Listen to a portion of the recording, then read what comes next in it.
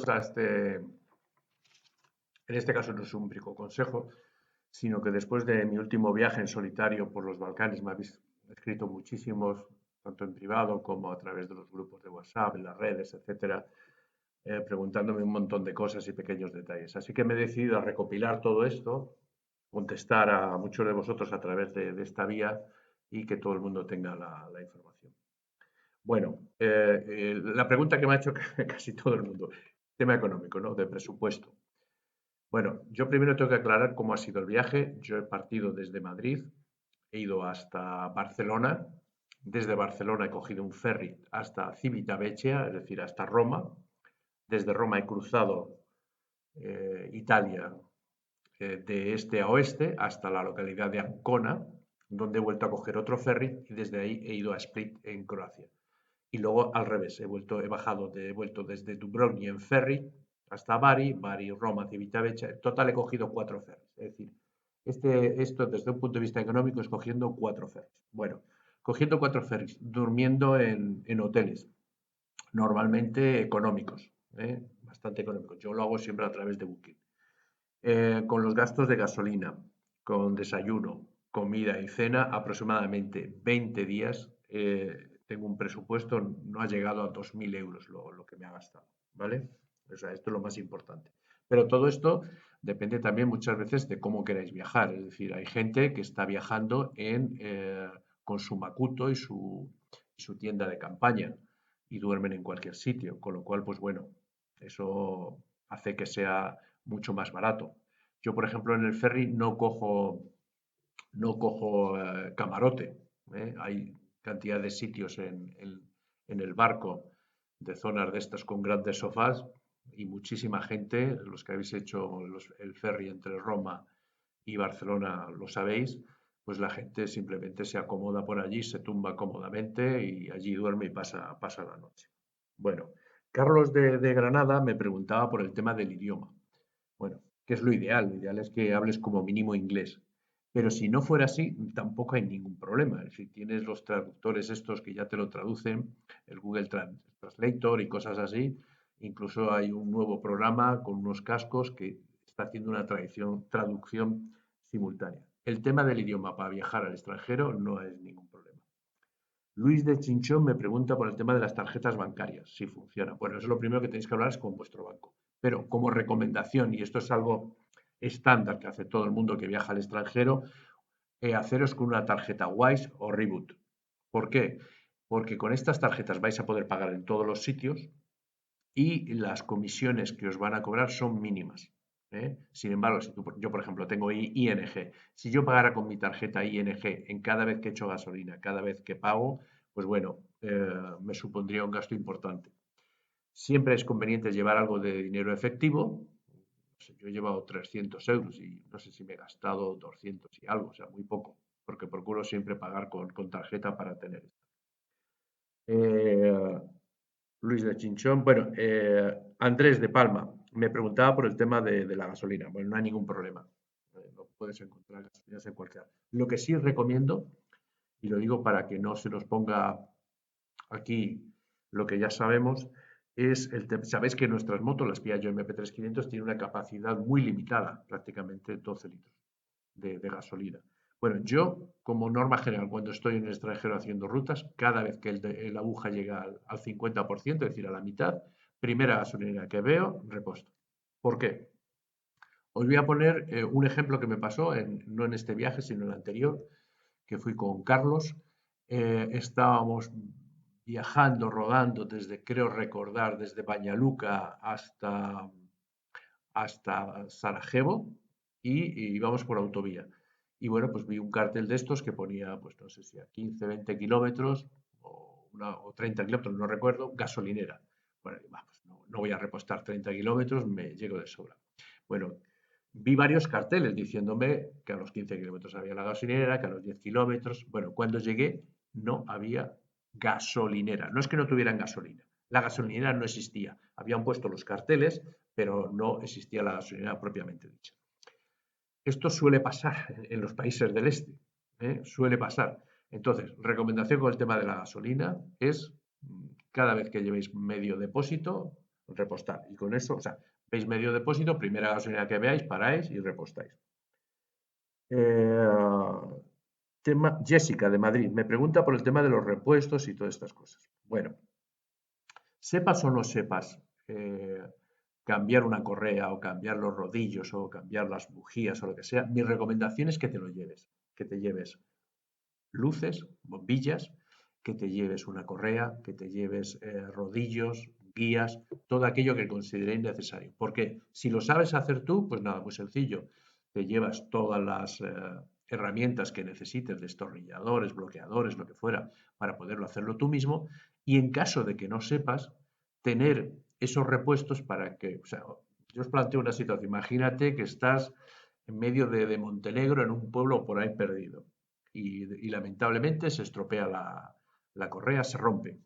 Bueno, pues eso te obliga no solamente a llamar a la grúa, sino que te la lleven a un taller y esperar a que llegue el repuesto. Si tú tienes el repuesto, pues bueno, pues tienes la posibilidad de que el mecánico más o menos lo sepa cambiar. Si no, vaya, se han confundido. Si, por ejemplo, el mecánico no sabe cómo hacerlo, ahí están los vídeos en YouTube, que se los podéis enseñar y explicar cómo se hacen los cambios. Es decir, sí o sí, en este tipo de viajes yo recomiendo que os llevéis repuestos. Pedro de Bilbao me pregunta por el tema de los hoteles. Bueno, yo lo que hago es a través de Booking, la aplicación de Booking, y lo que hago es que voy reservando con una antelación de un día. Un chico que coincidí con él en el barco desde Dubrovnik a Bari, que venía de Grecia, me contó que él había planificado todo, incluso había contratado los hoteles y tal. Bueno, pues tuvo una avería y tuvo que cancelar muchos de los hoteles. Algunos de los hoteles no le devolvieron el dinero. Entonces, ¿qué es lo mejor? Según mi punto de vista, si yo voy a viajar mañana desde Madrid a Barcelona, pues reservo solamente un hotel en Barcelona. No reservo el de Barcelona, no reservo el de Roma, no reservo el de Ancona, así sucesivamente. Es mejor día a día. Y la mejor aplicación, o por lo menos la que a mí me resulta más sencilla, es el tema de Booking. Rocío de Córdoba me pregunta por el tema del GPS. Bueno, esto es esencial. Ya lamentablemente, bueno, lamentablemente, no, afortunadamente ya los mapas de carretera prácticamente ya ni existen. Bueno, yo llevaba 3 GPS, el móvil que siempre utilizo y 2 móviles antiguos que tenía. ¿Y por qué es esencial este tema? Pues os podéis imaginar que estáis en cualquier sitio por ahí, se va la cobertura de datos, que ahora hablaré sobre esto, y os quedáis ciegos y no sabéis para dónde tirar. Y si encima tengo problemas de idioma, pues resulta que no tengo datos. Es decir, bueno, puede ser un problema el guiarte. Bueno, recomendación, llevarte como mínimo dos móviles, ¿eh? Y descargado los mapas. Yo utilizo Google Maps, yo no me complico con otras aplicaciones y tal. Google Maps me parece lo más sencillo y lo más práctico. ¿Cómo se descargan los mapas? Bueno, eso os podéis meter en Google, lo preguntáis y veréis cientos de vídeos. Pero lo más importante, el por qué recomiendo que se bajen los mapas. Por ejemplo, si yo voy a viajar desde, por ejemplo, Skopje hasta Belgrado, puede que tenga zonas en que no haya cobertura de mi móvil. Si no tengo cobertura de mi móvil, mi GPS no funciona. Pero si me he bajado el mapa previamente, que cubra la zona desde Skopje en Macedonia hasta Belgrado en Serbia, puedo seguir navegando tranquilamente, tenga o no tenga datos. Y esto es importante, o cobertura, lo que queramos. Incluso os voy a decir más, si os bajáis los mapas, no gastáis datos en el extranjero, porque esto depende de las compañías telefónicas de cada uno. Y muy importante, y ahora no sé si puedo desde aquí eh, colgar o ver que veáis una... No, creo que no lo puedo hacer. Bueno, ¿dónde colocar eh, los GPS en la moto? Yo lo tengo uno justamente debajo del cortavientos. ¿Por qué? Porque si os pilla una lluvia, ¿qué ocurre? No podéis llevar el GPS por ahí. Bueno, pues yo lo tengo siempre o en la guantera metido. O sea, pensar en esas opciones. Paco de Alcalá me pregunta, el tema del ferry, ¿cómo lo contratas y tal? Bueno, yo hago lo mismo. Es decir, el ferry yo lo cojo el mismo día. Lo único que hay que hacer es estar, como mínimo, si el ferry sale a las 10 de la noche, como mínimo estar 3 horas antes allí, a las 7, para poder sacar el.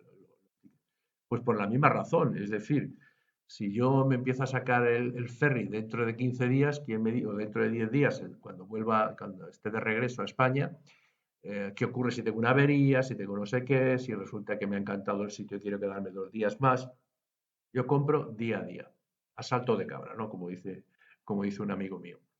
Recomendaciones sobre el ferry, pues lo que he dicho antes. Yo, por ejemplo, en el ferry que va tanto desde España hasta Italia como desde Italia, que cruza el Adriático hasta los Balcanes, yo nunca cojo camarote. Voy solo, me tumbo allí en unos sofás que hay tremendos y allí paso la noche tranquilamente. Pero bueno, esto es una cuestión de cada uno. Y una cosa muy importante en los ferries, por ejemplo, es el check-in. Hay que hacer check-in como en los aviones. Es decir, no basta con a lo mejor el que ha decidido sacar los billetes por internet, que lo podéis hacer por internet. Hay dos compañías. Grimaldi, que es la que une España con Italia, y Hadronalinea, que une Italia con los Balcanes. Bueno, pues entonces, chequen y sin más, o sea, no hay ningún problema. Y claro, para que os hagáis una idea, los precios varían como las compañías aéreas, como por ejemplo Ryanair y todo esto. Os puedo decir que desde Roma a Barcelona saqué un billete por 55 euros, incluida la moto, incluida la moto. Es decir, mirar bien eso de los precios y tal.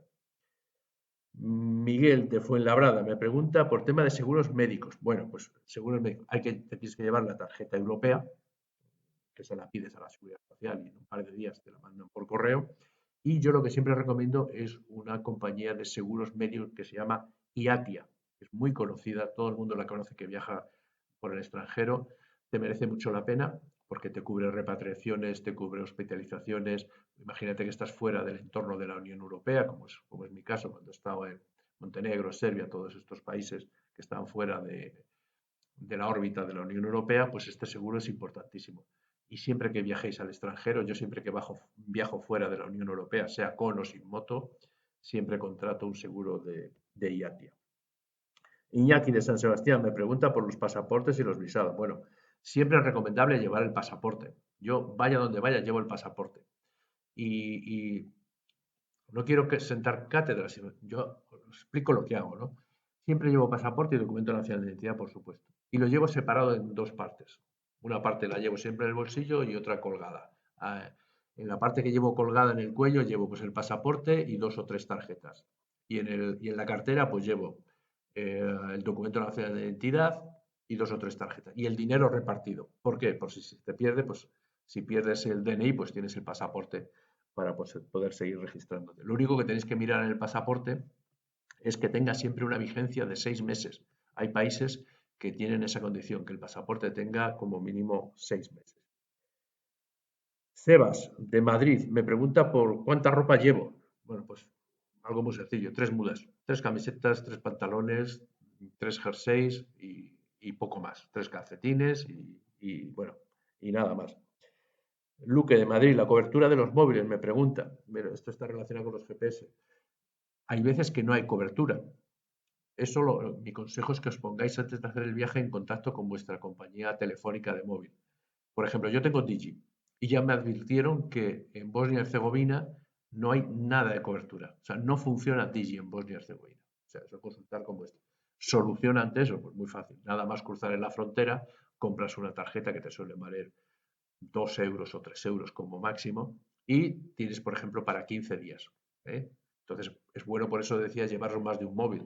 Lo colocas en el otro móvil la tarjeta y tienes cobertura de datos y simplemente puedes anclar ese móvil al otro y mandar un WhatsApp a tu familia o a los amigos dándoles el número de teléfono del país donde estés, diciendo, oye, en caso de una emergencia, pues este es el número de teléfono y mientras tanto podemos seguir conectándonos, llamándonos por WhatsApp.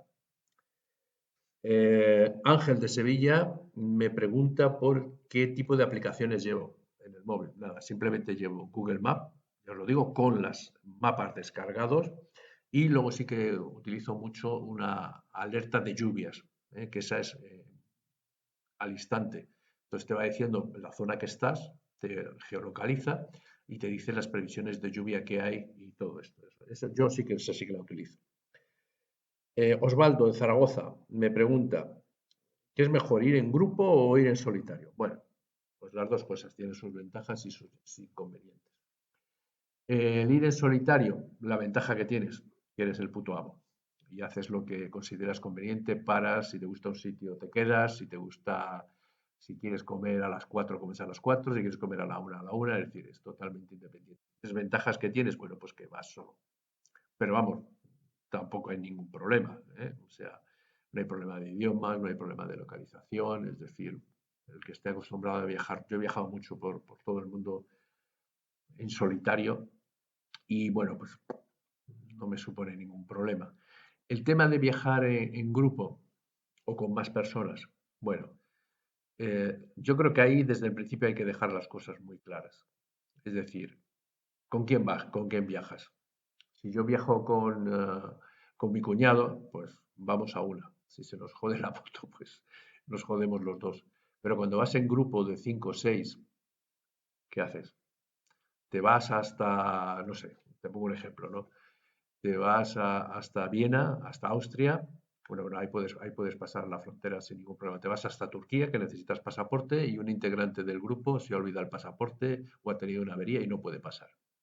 Estas cosas hay que dejarlas muy claras antes del viaje. Yo, cuando he ido con alguien que no conocía, que no es familiar, estas cosas siempre las he dejado claras desde el principio. Por él y por mí. Es decir, si yo tengo una avería y mi moto no puede seguir y tengo que repatriar a España, ¿por qué el otro se va a fastidiar el viaje? O los otros se va a fastidiar el viaje, ¿no? Hay algunos que dicen, bueno, es que hay un lema no escrita de vamos juntos y volvemos juntos. Bueno, eso suena muy bien. Pero cuando a lo mejor te has gastado 1000 y pico de euros por querer llegar al Polo Norte, perdón, al Polo Norte, al Cabo Norte, y resulta que uno se ha olvidado no sé qué y no puede seguir, ¿qué haces? Vuelves. Todas estas cosas en grupo hay que hablarlas. Y los grupos que sean cuanto más pequeños mejor, ¿eh? Yo animaría a la gente a que viajara en solitario.